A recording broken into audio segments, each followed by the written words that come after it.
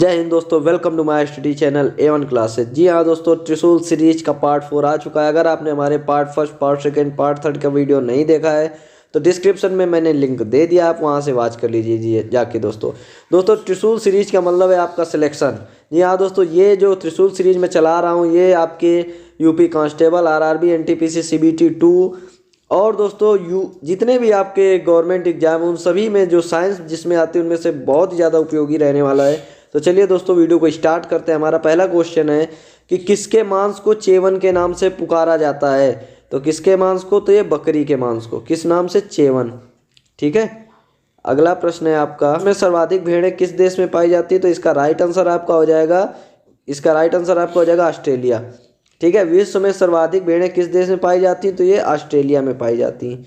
ठीक है। अगला प्रश्न है आपका, विश्व की कुल भेड़ों का कितना प्रतिशत भारत में पाया जाता है? तो विश्व की कुल भेड़ों का कितना प्रतिशत भारत में पाया जाता है? तो इसका आपका राइट आंसर हो जाएगा दोस्तों, इसका राइट आंसर आपका हो जाएगा 5%। कितना? 5%।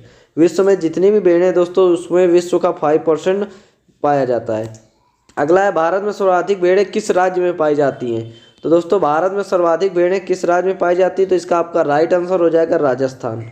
कहाँ पर? तो राजस्थान, यानी कि ऑप्शन भी यहाँ पर आपका दोस्तों राइट हो जाता है। अगला प्रश्न है, निम्न में से कौन भेड़ की प्रजाति नहीं है? तो इनमें से कौन सी दोस्तों भेड़ की प्रजाति नहीं है? तो इसका राइट आंसर हो जाएगा मेवाती। क्या? मेवाती हो जाएगा। ठीक है। अगला प्रश्न देखते हैं,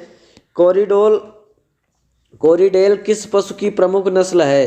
तो कोरिडेल किस पशु की प्रमुख नस्ल है दोस्तों? तो इसका आपका राइट आंसर हो जाएगा भेड़। क्या हो जाएगा? भेड़। ऑप्शन भी यहाँ पर आपका राइट हो जाएगा।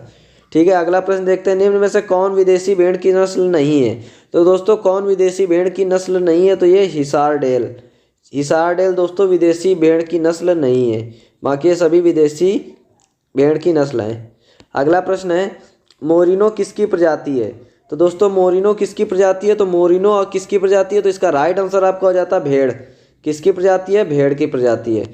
अगला प्रश्न है आपका, जीवन की मूलभूत इकाई क्या है? तो जीवन की दोस्तों मूलभूत इकाई है कोशिका। क्या है भाई? कोशिका, यानी कि ऑप्शन है यहाँ पर आपका राइट हो जाएगा दोस्तों। अगला प्रश्न है, कोशिका के बारे में निम्न में से कौन सा कथन सही नहीं है? तो दोस्तों कोशिका के बारे में निम्न में से कौन सा कथन सही नहीं है? तो कोशिकाओं के आकार और आमाप विशिष्ट कार्य से संबंधित होते हैं। बिल्कुल सही है दोस्तों। कुछ कोशिकाओं के बदलते आकार होते हैं। बिल्कुल सही है।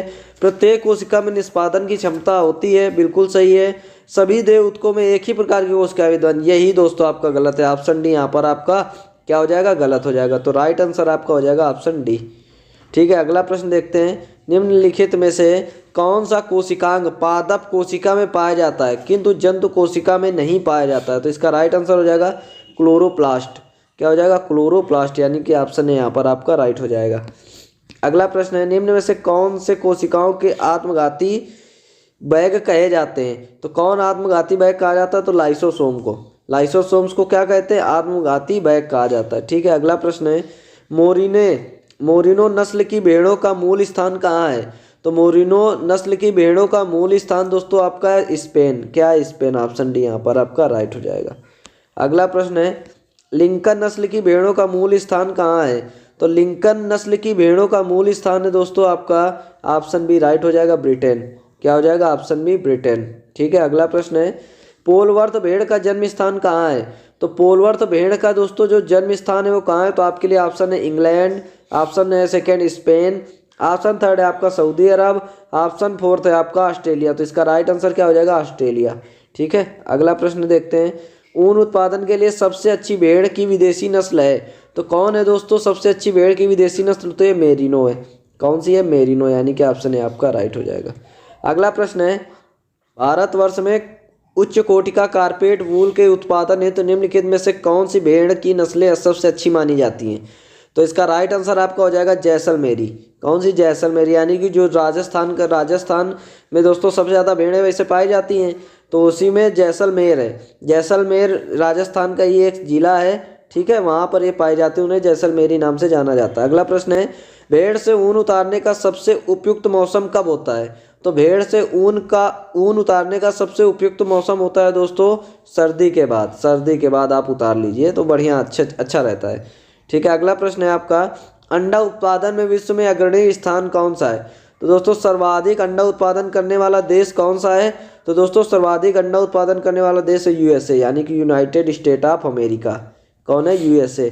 ठीक है, यूनाइटेड स्टेट ऑफ अमेरिका।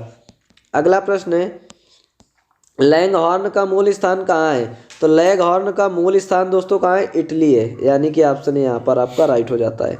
अगला प्रश्न है आपका असील मुर्गे का मूल स्थान कहाँ माना जाता है? तो असील मुर्गे का मूल स्थान कहाँ माना जाता है? तो ये उत्तर प्रदेश, आंध्र प्रदेश, उत्तर प्रदेश और आंध्र प्रदेश, यानी ऑप्शन सी राइट हो जाएगा। दोनों उपयुक्त, दोनों आंध्र प्रदेश और उत्तर प्रदेश दोनों को माना जाता है। अगला प्रश्न है प्राचीन समय में मुर्गों को लड़ाने की क्या प्रथा प्रचलित थी? लड़ने में किस नस्ल के मुर्गे सर्वाधिक उपयुक्त माने जाते थे? तो ये दोस्तों असील के, ठीक है, असील नस्ल के मुर्गे सर्वाधिक उपयुक्त माने जाते थे। ठीक है, अगला प्रश्न है निम्नलिखित में से गोश्त मांस के लिए मुर्गी की उत्तम नस्ल कौन सी है? तो गोश्त मांस के लिए मुर्गी की उत्तम नस्ल कौन सी है दोस्तों? तो ओरी पिंगटन दोस्तों मांस के लिए मुर्गी की सबसे उत्तम नस्ल है। ठीक है, अगला प्रश्न है आपका निम्नलिखित में से किस जाति की मुर्गी के अंडे सबसे उत्तम माने जाते हैं? तो किस जात की मुर्गी के अंडे सबसे उत्तम माने जाते हैं? लेगहॉर्न जात की जो मुर्गी है इसके अंडे सबसे उत्तम माने जाते हैं, यानी कि ऑप्शन सी यहाँ पर आपका राइट हो जाएगा। अगला प्रश्न है मुर्गी के अंडे में योक और सफ़ेदी की प्रतिशत मात्रा क्रमशः कितनी होती है?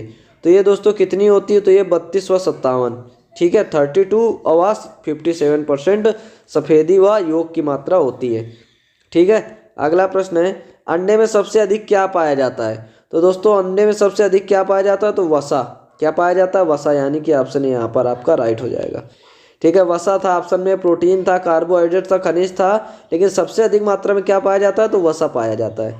नेक्स्ट है अंडे के एल्बुमिन में सबसे अधिक क्या पाया जाता है? तो अंडे के एल्बुमिन में सबसे अधिक क्या पाया जाता है? तो खनिज लवण पाया जाता है, यानी कि ऑप्शन डी यहाँ पर आपका राइट हो जाएगा। नेक्स्ट है मुर्गी के भोजन में खनिज पदार्थों का होना क्यों आवश्यक है?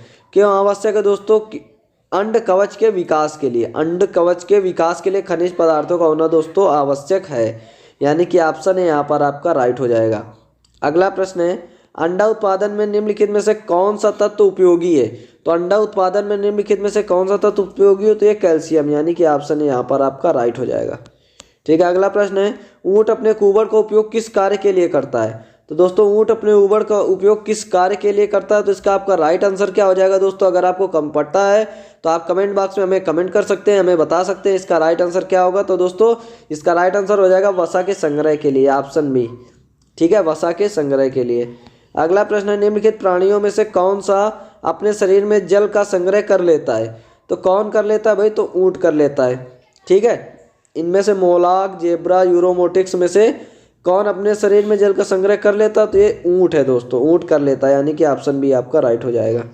अगला प्रश्न है मछलियाँ किस वर्ग में आती हैं? तो दोस्तों मछलियाँ किस वर्ग में आती हैं? तो ये आती है पीसीज वर्ग में, यानी कि ऑप्शन सी यहाँ पर आपका राइट हो जाएगा।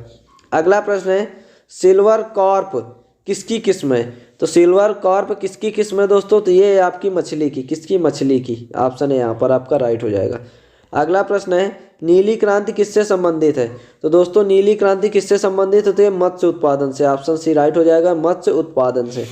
अगला प्रश्न है गुलाबी क्रांति किससे संबंधित है? तो दोस्तों गुलाबी क्रांति किससे संबंधित है? तो ये झींगा उत्पादन से, किसके? झींगा उत्पादन से, ऑप्शन डी राइट हो जाएगा। अगला प्रश्न है भारत का स्वच्छ जलीय मत्स्य उत्पादन में विश्व में कौन सा स्थान है? तो स्वच्छ जलीय मत्स्य उत्पादन भारत का कौन सा स्थान है? तो दोस्तों सेकेंड, यानी द्वितीय स्थान है भारत का।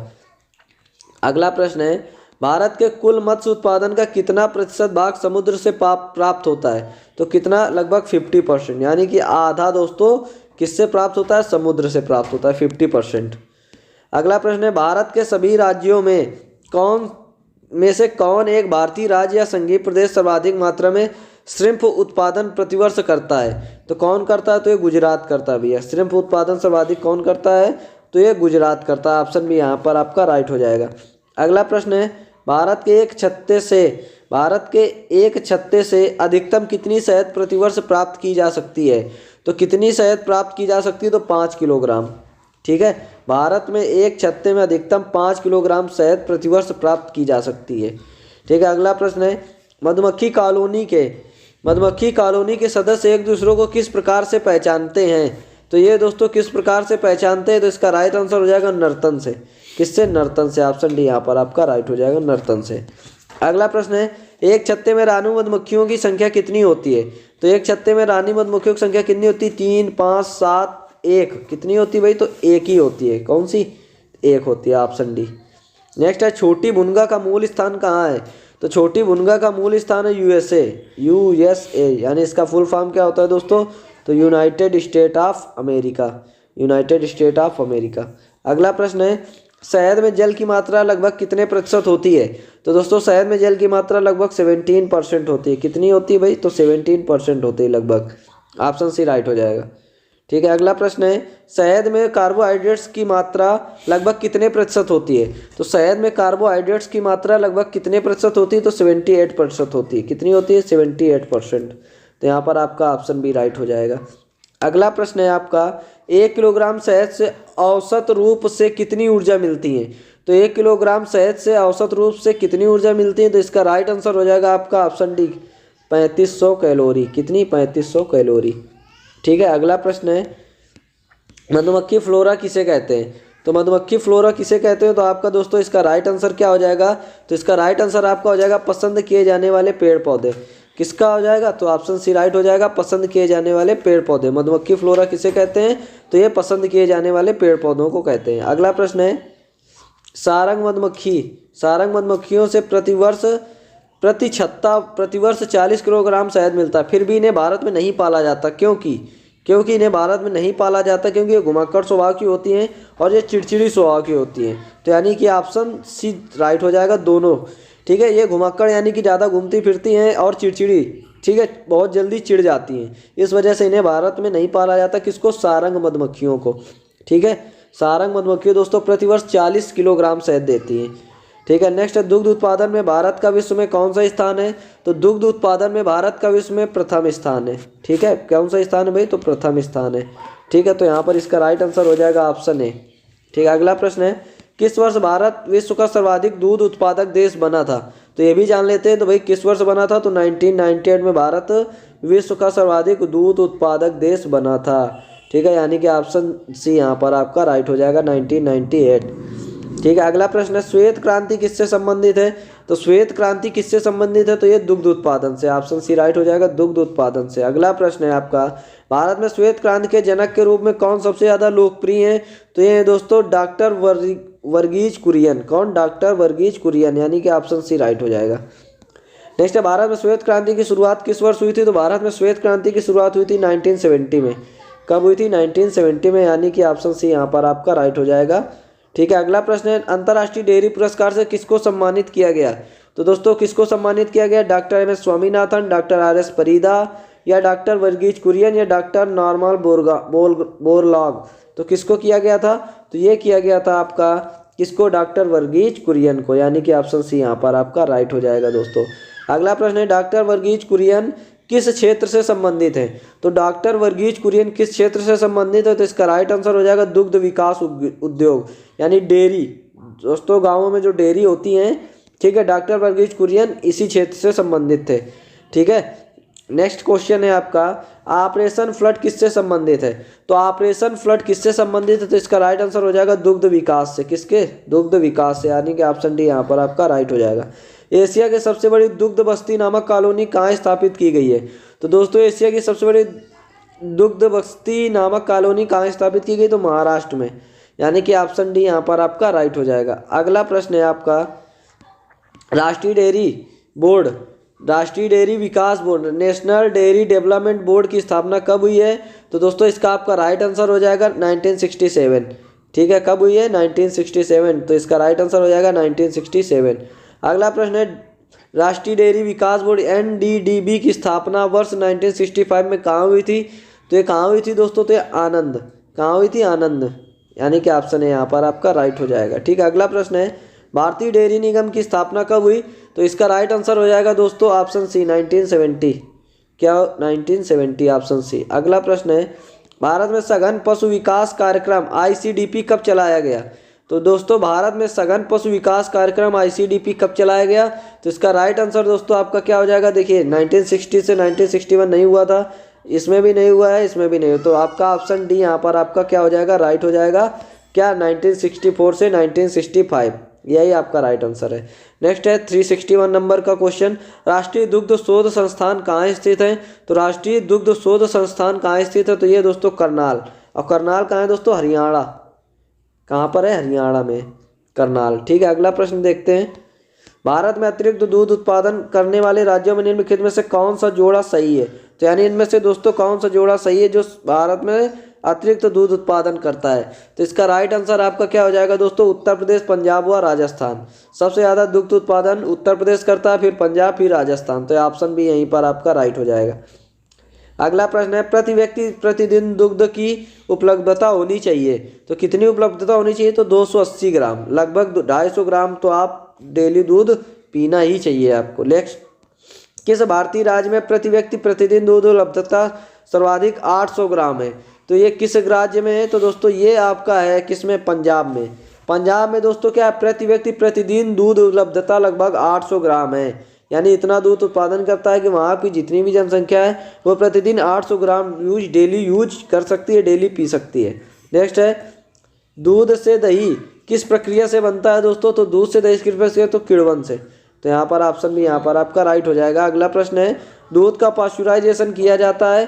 तो दूध का पाश्चराइजेशन किया जाता है दोस्तों 30 मिनट के लिए 62 डिग्री सेंटीग्रेड पर। कब? 30 मिनट के लिए 62 डिग्री सेंटीग्रेड पर। अगला प्रश्न है, पाश्चराइजेशन की क्रिया क्यों की जाती है?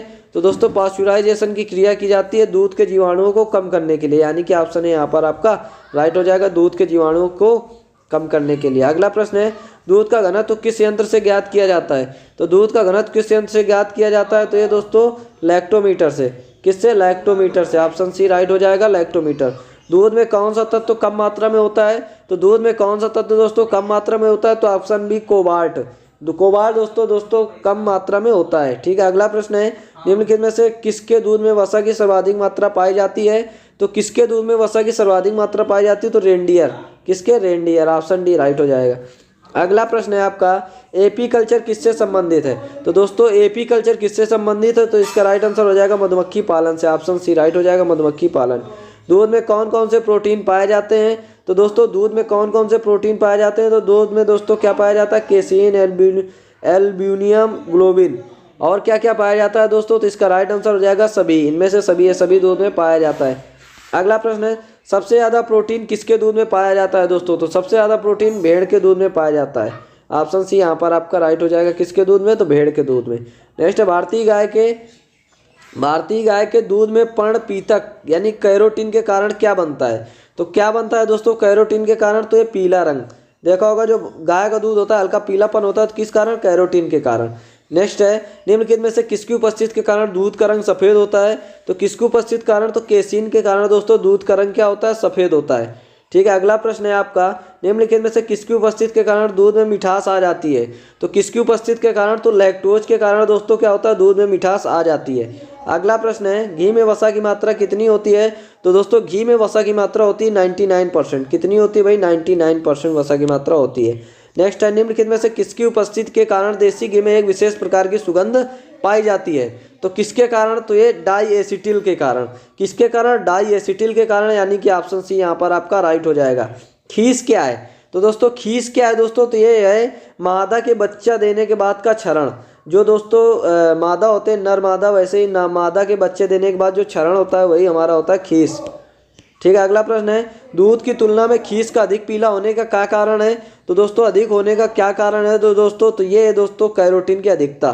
क्या है? कैरोटीन की अधिकता। अगला प्रश्न है, प्रतिविटामिन क्या है? तो दोस्तों प्रतिविटामिन क्या है दोस्तों? तो ये है आपका विटामिन को नष्ट करने वाला पदार्थ, यानी कि ऑप्शन भी यहाँ पर आपका राइट हो जाएगा। प्रतिविटामिन क्या है? तो विटामिन को नष्ट करने वाला पदार्थ। अगला प्रश्न है, पशुओं की उम्र का पता कैसे लगाया जाता है? तो दोस्तों पशुओं की उम्र का पता कैसे लगाया जाता है? तो ये दोस्तों सींग पर छल्ले गिनकर इनका पता लगाया जाता है। अगला प्रश्न है, पशुओं के उम्र के निर्धारण की वैज्ञानिक पद्धति क्या है? तो दोस्तों ऊंचाई की माप नहीं, वजन का माप नहीं, मूत्र परीक्षण नहीं, दंत परीक्षण। यही आपका राइट हो जाएगा, दंत परीक्षण, ऑप्शन डी। अगला प्रश्न है, पशुओं की सींग रहित क्यों रखा जाता है? तो क्यों रखा जाता है दोस्तों? तो ये पशु सींग से किसी को घायल ना कर, ठीक है, ताकि पशु सींग से किसी को घायल न कर सके, इस वजह से सींग रहित रखा जाता है। नेक्स्ट है, निम्नलिखित में से कौन सी सींग रोधन विधि नहीं है? तो कौन सी सींग रोधन विधि नहीं है? तो कैस्ट्रेटर द्वारा। ऑप्शन सी राइट हो जाएगा, कैस्ट्रेटर द्वारा। नेक्स्ट है, वर्डियो कैस्ट्रेटर नामक यंत्र का प्रयोग किस कार्य में होता है? तो ये किस कार्य में होता है दोस्तों? तो ये होता है आपका पशु को बधिया करने में। किसमें? पशु को बधिया करने में। अगला प्रश्न है, कृत्रिम गर्भाधान के लिए बैल के वीर्य को किसमें सुरक्षित रखा जाता है? तो किसमें सुरक्षित रखा जाता है दोस्तों? तो इसका राइट आंसर आपका हो जाएगा द्रव नाइट्रोजन में। किसमें? द्रव नाइट्रोजन में, यानी कि ऑप्शन सी यहाँ पर आपका राइट हो जाएगा। नेक्स्ट है, भारतीय पशु चिकित्सा अनुसंधान कहाँ स्थित है? तो भारतीय पशु चिकित्सा अनुसंधान कहाँ स्थित है दोस्तों? तो ये लखनऊ में स्थित है। कहाँ पर? लखनऊ में, यानी कि ऑप्शन बी यहाँ पर आपका राइट हो जाएगा। अगला प्रश्न है, केंद्रीय बकरी अनुसंधान संस्थान कहाँ अवस्थित है? तो केंद्रीय बकरी अनुसंधान संस्थान कहाँ अवस्थित है दोस्तों? तो इसका राइट आंसर आपका हो जाएगा मखदूम में। कहाँ? मखदूम में। अगला प्रश्न है, केंद्रीय भेड़ और अनुसंधान केंद्र कहाँ स्थित है दोस्तों? तो ये कहाँ पर स्थित है दोस्तों? तो इसका राइट आंसर हो जाएगा आपका अंबिका नगर में। कहाँ पर? अंबिका नगर में, यानी कि ऑप्शन यहाँ पर आपका राइट हो जाएगा। अगला प्रश्न देखते हैं, गाय का गर्भकाल कितने दिनों का होता है? तो दोस्तों गाय का गर्भकाल कितने दिनों का होता है? तो ये दोस्तों होता है आपका 278 दिनों का। कितने दिनों का? 278 दिनों का, यानी कि ऑप्शन बी राइट हो जाएगा। अगला प्रश्न है, भैंस का गर्भकाल कितने दिनों का होता है? दोस्तों भैंस का गर्भकाल कितने दिनों का होता है दोस्तों? तो ये होता है 308 दिन का। कितने दिन का? तो 308 दिन का, यानी कि ऑप्शन डी यहाँ पर आपका राइट हो जाएगा। अगला प्रश्न है, भेड़ का गर्भकाल कितने दिनों का होता है भाई? तो भेड़ का गर्भकाल कितने दिनों का होता है? तो ये 150 दिन का। कितने दिन का? 150 दिन का गर्भकाल होता है। अगला प्रश्न है, स्ट्रिप कप परीक्षण किस रोग से संबंधित है? तो स्ट्रिप कप परीक्षण किस रोग से संबंधित है दोस्तों? तो इसका आपका राइट आंसर हो जाएगा, इसका राइट आंसर हो जाएगा आपका थनैला। किससे? थनैला रोग से संबंधित है, यानी कि ऑप्शन सी यहाँ पर आपका राइट हो जाएगा। अगला प्रश्न है, पशुओं में होने वाला अफरा रोग का क्या कारण है? तो दोस्तों पशुओं में होने वाला अफरा रोग का कारण है प्रदूषित आहार। यानी कि जो ये लोग क्या करते हैं, पशुओं में जो अफरा रोग होता है, ये दोस्तों प्रदूषित आहार खाते हैं, सड़ा गला खाना खाते हैं, जिसकी जो प्रदूषित होता है, जिसकी वजह से रोग होता है। नेक्स्ट है 396 नंबर का क्वेश्चन, पशुओं में मिल्क फीवर की बीमारी किसकी कमी के कारण होती है? तो ये किसकी कमी के कारण होती है? तो कैल्शियम की। किसकी कमी के कारण? कैल्शियम की, यानी कि ऑप्शन बी राइट हो जाएगा, कैल्शियम की कमी के कारण। एक अगला प्रश्न है, खुरपका एवं मुंह पका रोग किसमें पाया जाता है? तो खुरपका एवं मुंह पका रोग किसमें पाया जाता है? तो ये बिल्लियों में। किसमें? बिल्लियों में, यानी कि ऑप्शन ए राइट हो जाएगा। अगला प्रश्न है, पशुओं के पैरों तथा मुंह की बीमारी के क्या कारण है? तो पशुओं के पैरों तथा मुंह की बीमारी का क्या कारण है दोस्तों? तो ये दोस्तों बैक्टीरिया। क्या है? बैक्टीरिया, यानी कि ऑप्शन सी राइट हो जाएगा। अगला प्रश्न है, बर्ड फ्लू किसको प्रभावित करता है? तो दोस्तों बर्ड फ्लू किसको प्रभावित करता है? तो बर्ड फ्लू दोस्तों प्रभावित करता है किसको? पोल्ट्री को। किसको? पोल्ट्री को, यानी कि ऑप्शन बी राइट हो जाएगा। अगला प्रश्न है, निम्नलिखित में से किस रोग का पोल्ट्री उद्योग पर बहुत गंभीर असर पड़ा है? तो किसका बहुत गंभीर असर पड़ा है किस उद्योग का? तो ये दोस्तों एवियन इन्फ्लुएंजा का। किसका? एवियन इन्फ्लुएंजा का। ठीक है। अगला प्रश्न है दोस्तों, फिलहाल इस वीडियो में हमारे पार्ट 4 कंप्लीट हो चुका है। अगर आपको वीडियो पसंद आई हो तो वीडियो को लाइक करें